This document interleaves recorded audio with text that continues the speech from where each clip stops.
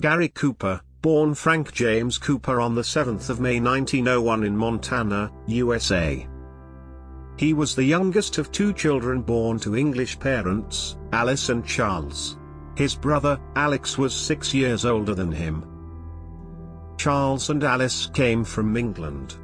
They married in Montana, USA and bought a 600-acre cattle ranch near Montana where Gary and his dad spent their summers learning how to horse ride. Gary's mother wanted her sons to have an English education, so they returned to England where they stayed with their dad's cousins. In August 1912 their mother returned her sons back to the US where they continued their education in Helena. At the age of 15, Gary injured his hip in a car accident. He was advised by his therapist to return to the ranch and ride horses to recuperate.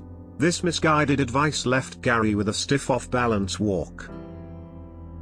Gary's mum and dad moved to Los Angeles in 1924 to look after the estate of relatives, and Gary went with them at their request. There, he met a couple of friends who were working as film extras and stunt riders. They introduced him to a cowboy named Jay Slim Talbot who took him to see a casting director. Gary and Jay became close friends, and Jay later worked as Gary's stuntman for over 3 decades.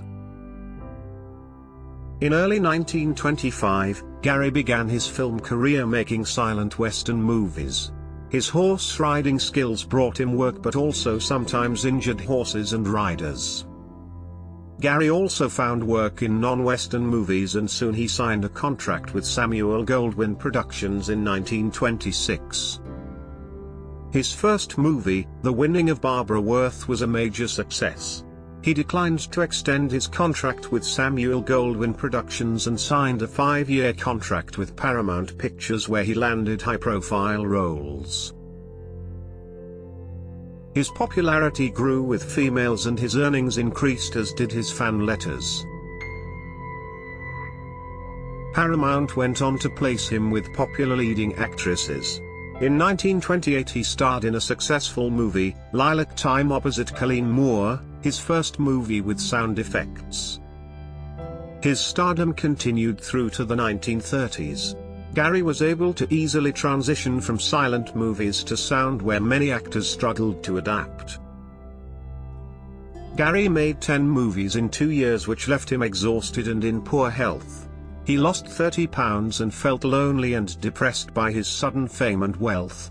Gary left Hollywood and set off to Italy where he lived for the next year. Gary stayed with the Countess Dorothy di Frasso in Rome.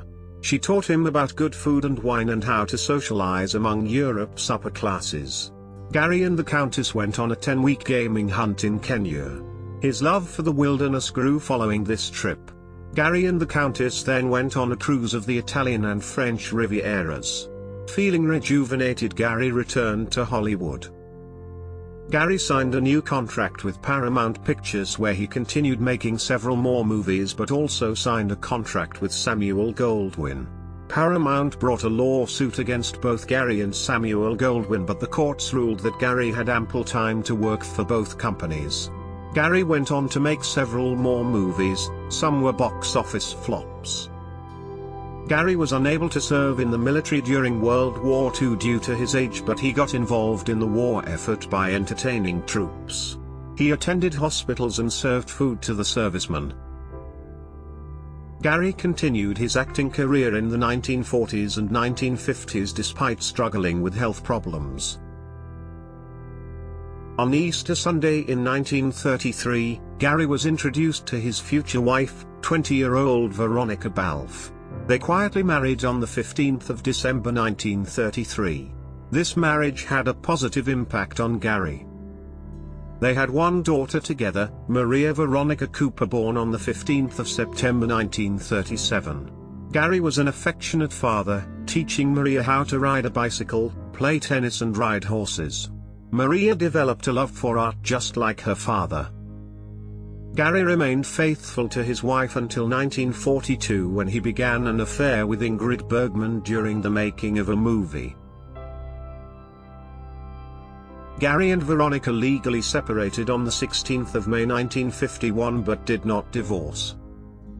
In April 1960, Gary underwent surgery for prostate cancer.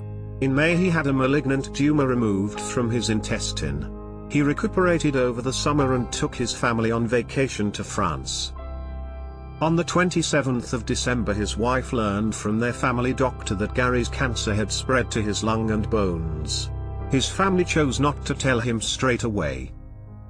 On the 27th of February, after returning from a trip, Gary learned he was dying. He watched the Academy Awards ceremony on television. His good friend, James Stewart, accepted an Oscar on his behalf, saying he will get the Oscar to him right away.